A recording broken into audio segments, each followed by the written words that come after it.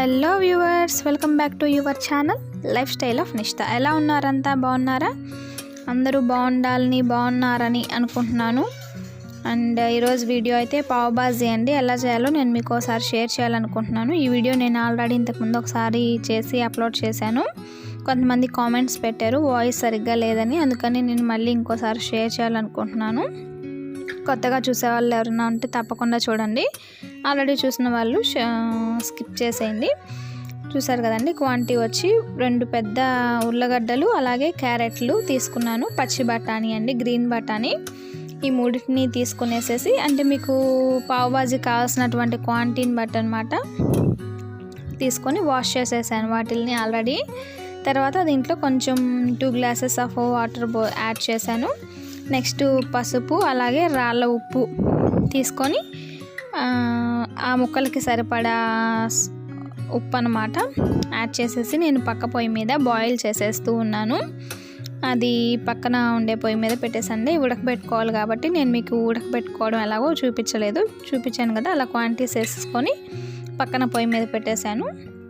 ఇప్పుడైతే ఈ పొయ్యి మీద బాండలు పెట్టేసేసుకొని ఆ బాండల్ని హీట్ అవ్వనివ్వాలండి. హీట్ అయ్యాక పోపు పెట్టుకోవాలి. ఇప్పుడు నా ఛానల్ని ఎవరైనా కొత్తగా చూస్తున్నట్టయితే తప్పకుండా సబ్స్క్రైబ్ చేయండి. పక్కనే ఉన్న బెల్ ఐకాన్ టచ్ చేయండి, లైక్ చేయండి, షేర్ చేయండి. నా నోటిఫికేషన్స్ మీకు వస్తాయన్నమాట. ఇప్పుడైతే వీడియోలోకి వెళ్ళిపోదాం. ఈరోజు పావ్ బాజీ రెసిపీ చెప్పాను కదండి. ఇప్పుడు ఆయిల్ యాడ్ చేసుకున్నాము. బండలి హీట్ అయిన తర్వాత అండ్ నెక్స్ట్ వీటిలో పోపు వేసేస్తున్నాను. పోపు అంటే ఏం లేదండి, కొద్దిగా ఆవాలు జీలకర్ర అన్నమాట. ఇది యాడ్ చేసేసి తర్వాత అవి కొంచెం వేగాక దీంట్లో క్యాప్సికమ్, టమోటా, ఎర్రగడ్డ ఇవి కూడా అంతేనండి మీ క్వాంటిటీని బట్టి. నేనైతే 2 టమోటాలు, 2 ఎర్రగడ్డలు, 1 క్యాప్సికమ్ తీసుకున్నాను. ఈ మూడింటిని బాగా లో ఫ్లేమ్లో పెట్టుకొని బాగా పచ్చివాసన పోయేంత వరకు బాగా వేయించుకోవాలండి. తర్వాత దీనికి కూడా నేను కొద్దిగా పసుపు యాడ్ చేస్తున్నాను, అలాగే సాల్ట్. మీకు ఇంకొక విషయం చెప్పాలండి, అసలు పసుపు వేయకుండా మనం ఎటువంటి కూర చేయకూడదు. అసలు ఆ కూరని మగవాళ్ళకి పెట్టకూడదటండి. నాకు తెలిసిన విషయాన్ని మీకు షేర్ చేస్తున్నాను. పసుపు వేయకుండా చేసే వంటని మగవాళ్ళకి అసలు పెట్టకూడదట. ఇది ఎందుకు ఏంటనేది నేను మీకు నెక్స్ట్ వీడియోలో మళ్ళీ ఇంకోసారి నేను వీడియో చేస్తాను. విషయం అయితే అదనమాట. ఇప్పుడు చూసారు కదండి, దీంట్లో కొంచెం ఇంగువ కూడా యాడ్ చేశాను. ఇంగువ, పసుపు, సాల్ట్ యాడ్ చేయడం వల్ల ఆనియన్స్ త్వరగా ఫ్రై అవుతాయి.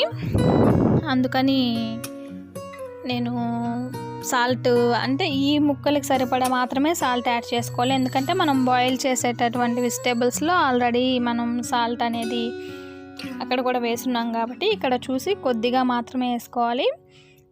మళ్ళీ ఎక్కువగానే వేసుకుంటే అక్కడ సాల్ట్ ఎక్కువయ్యి ఇక్కడ సాల్ట్ ఎక్కువయ్యి అది ఉప్పు కసంలాగా అయిపోతుంది.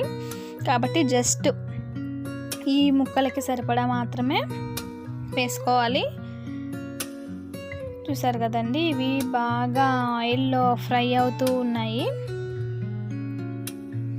ఆల్మోస్ట్ ఫ్రై అయిపోయాయి. ఈ లోపల అవి కూడా బాయిల్ అయిపోయాయండి. చూసారు కదా, బాయిల్ అయిన వాటిని కూడా నీళ్లు వంచేసేసి తర్వాత ఇది ఫ్రై అయిన వాటిల్లో ఆ వెజిటేబుల్స్ అనేవి యాడ్ చేసేసాను. నెక్స్ట్ దాంట్లో నేను కొద్దిగా కారం యాడ్ చేశాను. అది మీ రుచికి తగ్గట్లుగా మీరు వేసుకోండి. తర్వాత పావ్ బాజీ మసాలా అండి, ఇది బయట మార్కెట్లలో మనకి అవైలబుల్గా ఉంటుంది. ఓన్లీ 1 స్పూన్ అండి, జస్ట్ ఆ ఫ్లేవర్ కోసం మాత్రమే అన్నమాట. మేమైతే మసాలా కొంచెం అంత ఎక్కువగా ఇష్టపడము, అందుకని మేము లైట్గానే చేసుకుంటున్నాము. కాబట్టి నేను ఆ క్వాంటిటీలో చెప్తున్నాను.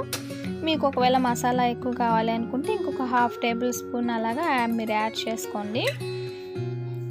నాకైతే నేను చేసినటువంటి క్వాంటిటీస్ పర్ఫెక్ట్గా సరిపోయినాయండి.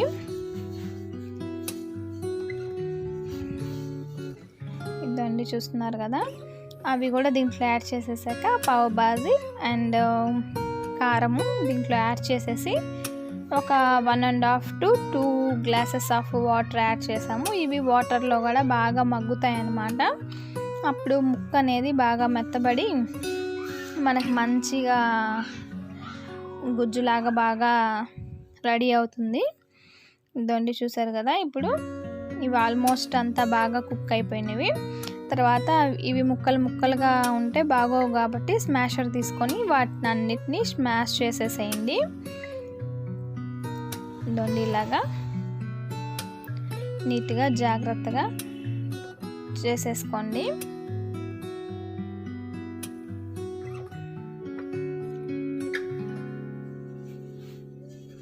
ఇదండి చూస్తున్నారు కదా, ఈ బఠానీని నేను ఆల్రెడీ వాటిల్లోనే ఉడకబెట్టేసానండి. అందుకని నాకు కొంచెం అంటే ఉడికాయి, మరీ బాగా మెత్తగా ఉడకకుండా ఇంకా కొంచెం ఉడకాల్సి ఉందన్నమాట బఠానీ. అందుకని ఇవి స్మాష్ చేస్తే కొంచెం గట్టిగా స్మాష్ చేయాల్సి వస్తుంది. మీరు లేదంటే ఒక 10 to 15 మినిట్స్ ఇది ఉడికించుకునే ముందే బఠానీ వరకు ఒక 10 to 15 మినిట్స్ నానబెట్టుకోండి. అప్పుడైతే మీకు బాగా మంచిగా కుక్ అవుతాయి. నాకు కూడా మంచిగానే కుక్ అయ్యాయి, కాకపోతే ఇంకా కొంచెం కుక్ అయితే బాగుండు అనిపించింది అన్నమాట ప్రాసెస్. దాన్ని చూసారు కదా, నేను స్మాషర్తో స్మాష్ చేసేసుకున్నాను. మరి కన్సిస్టెన్సీ అనేది గట్టిగా ఉంటే నేను కొద్దిగా వాటర్ యాడ్ చేసుకున్నానండి. ఇదన్నమాట. ఫైనల్లీ పావ్ బాజీ అయితే ఆల్మోస్ట్ రెడీ అయిపోయిందండి. కొంతమంది దీంట్లోనే కూడా అంటే పొయ్యి కట్టేశాక దీంట్లోనే ఒక నిమ్మ చెక్కను కూడా పిండుతారు. కొంతమంది అలా పిండితే చేదు వస్తుంది అని అంటారు. అందుకని నేను ఆపేసి కొద్దిగా చల్లారాకనే పిండానండి. లేదంటే అలా కూడా ఇష్టం లేని వాళ్ళు నిమ్మ చెక్కల్ని కానీ కోసి పక్కన పెట్టుకున్నట్లయితే మనము పావ్ బాజీ తినేటప్పుడే ఇష్టమైన వాళ్ళు యాడ్ చేసుకోవచ్చు, ఇష్టం లేని వాళ్ళు స్కిప్ చేసేయచ్చు అనమాట. అంటే కొంతమంది పుల్లగా ఉంటే లైక్ చేయరు, కానీ వీటిల్లో మాత్రం నిమ్మకాయ వేసుకుంటేనే బాగుంటుంది. ఇదండి చూసారు కదా, నేను కొద్దిగా చల్లారాక నేనైతే నిమ్మరసాన్ని యాడ్ చేసేసాను. గింజలు పడకుండా మీరు కొంచెం జాగ్రత్తగా చేసుకోండి. నేనైతే దాంట్లో గింజలు తీసే పిండానండి, కానీ లోపల ఉన్నట్టున్నాయి. అవి ఒక 2-3 దాంట్లో పడ్డాయి. మీరు చూసుకొని జాగ్రత్తగా పిండుకోండి. ఇదిగోండి అంతేనండి, పావ్ బాజీకి కావాల్సినటువంటి కర్రీ అనేది రెడీ అయిపోయింది. ఇప్పుడు బన్ని రెడీ చేసుకోవాలన్నమాట. ఇదిగోండి అయిపోయింది. ఇంకా దీన్ని కొత్తిమీరతో గార్నిష్ చేసేసుకొని నేను పక్కన పెట్టేస్తున్నాను. ఇప్పుడైతే ప్యాన్ పెట్టుకున్నామండి. మామూలుగా నాన్ స్టిక్ దోశలు పోసుకునేది ఉంటుంది కదా, నేను దానిలో చేసేస్తున్నాను. దానిలో నెయ్యి వేసుకునేసానండి. నెయ్యితో కాల్చుకుంటేనే నాకు ఎందుకో బాగున్నట్టు అనిపిస్తున్నాయి, అందుకని నేను నెయ్యితోనే కాల్చాను. మీకు నెయ్యి ఫ్యాట్, మాకు నెయ్యి వద్దు అనుకునే వాళ్ళు ఆయిల్తో కాల్చుకోవచ్చు. ఆయిల్ కూడా వద్దనుకునే వాళ్ళు ఉట్టివి కూడా కాల్చుకోవచ్చు అండి, బాగానే ఉంటాయి. కాకపోతే వేడిగా ఉన్నప్పుడే తినేయాలన్నమాట. చల్లారిపోతే అవి బ్రెడ్ కొంచెం గట్టిగా ఉన్నట్టు అట్లాగా అయిపోతాయి. ఇంతేనండి, ఇలాగా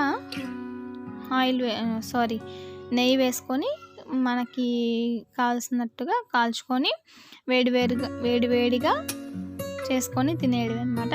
తినేటప్పుడు ఇలాగా కాల్చుకొని తినేయడమే. నేను మీకు ఒకసారి అన్నీ చూపించట్లేదండి, వీటిని ఒక 2-3 ఎలాగా కాల్చుకున్నామో మేము అంతవరకు చూపించాము. నాకైతే టేస్ట్ చాలా బాగా వచ్చిందండి. నేను అన్ని క్వాంటిటీలతో నేను అలాగా కొలతలేం వేసుకోను, అలా ఉరామరిగ్గా వేసేస్తానండి. నాకు ఆల్మోస్ట్ ఎప్పుడు సరిపోతాయి. ఉప్పు మాత్రం నేను ఒక కళ్ళు తక్కువే వేసుకుంటాను, ఎందుకంటే ఎక్కువైతే ఏం చేయలేం కదా, తక్కువైతే కావాలంటే మళ్ళీ యాడ్ చేసుకోవచ్చు. అందుకని నేను ఉప్పు వరకు మాత్రం నేను కొద్దిగా తగ్గించే వేస్తాను. కొరవన్నీ మాత్రం నేను తీసుకునేటంత క్వాంటిటీ నాకు సరిపోయినట్టే అనిపించింది. ఈరోజు వీడియో అయితే ఇదండి.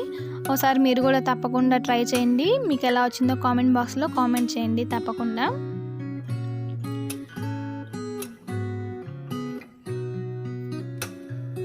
ఎవరైనా కొత్తగా చూసినట్లయితే తప్పకుండా సబ్స్క్రైబ్ చేయండి. చాలామంది చూస్తున్నారు కానీ సబ్స్క్రైబ్ చేసుకోవట్లేదు. ప్లీజ్ అండి సబ్స్క్రైబ్ చేసుకోండి. ఇదిగోండి ఇలాగా సర్వ్ చేసేసుకున్నాను. అంతేనండి, దీన్ని అలాగా తినేయడం అన్నమాట. Thanks for watching. నెక్స్ట్ వీడియోలో మళ్ళీ కలుద్దాం. అంతవరకు బాయ్ బాయ్.